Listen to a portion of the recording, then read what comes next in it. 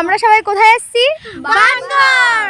তো গাইস আজকে আমরা 14 গোষ্ঠী না গাইস 5 জন মিলে বাড়াই পড়ছি পানঘর যাওয়ার উদ্দেশ্যে। কয়েকদিন ধরে এত ঘুরতেছি যে বাড়িতে মনই বসতেছে না। তো আমরা সবাই মিলে প্ল্যান করলাম যে ঘুরে আসি, সেই জন্য বেড়াই পড়ছি ঘুরতে। আর এখানে দেখো বাস থেকে নেমে উঠে গেছি টোটো, তাই ভিড়। আর আমার কয়েকদিন ধরে এতটাই জ্বর মানে তোমার কি কহবো, কিন্তু জ্বর হোক আর যাই হোক ঘুরা কিন্তু থামানো যাইব না, ঘুরতেই হইব। তো যাই হোক আমরা সেই জন্য বাড়াইয়া পড়ছি।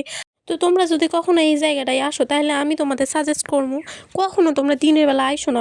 এত রোদ যে তোমরা রোদের মধ্যে মাথা ঘুরে পড়ে যায় বা তোমাদের আর ঘোরা টোরা হইব না, তোমরা ওটিই পড়ে থাকবা। তো যাই হোক আমাদের রোদে মাথা ঘুরতেছে, তার উপর আইসে জ্বর। তো এইভাবে আমরা আর কি ঘুরতেছি। আর দেখো এই মাঠের মধ্যে আবার লাগাইছে সর্ষা ফুল, দেখতে অবশ্য ভালোই লাগতেছে।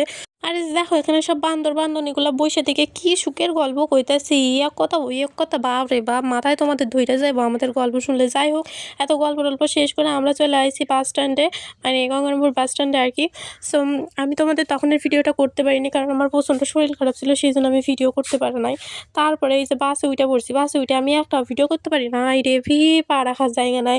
তারপরে চলে আসছি খাইতে, কারণ প্রচণ্ড খিদা হয়ে গেছে। তার উপর শুনি যে একজনের আবার দিদার শরীর খারাপ, সেই জন্য সে চলে গেছে। আমার এই ভিডিওটা যদি তোমাদের একটুখানিও ভালো লাগে থাকে তাহলে অবশ্যই লাইক আর সাবস্ক্রাইব করে দিও। টাটা।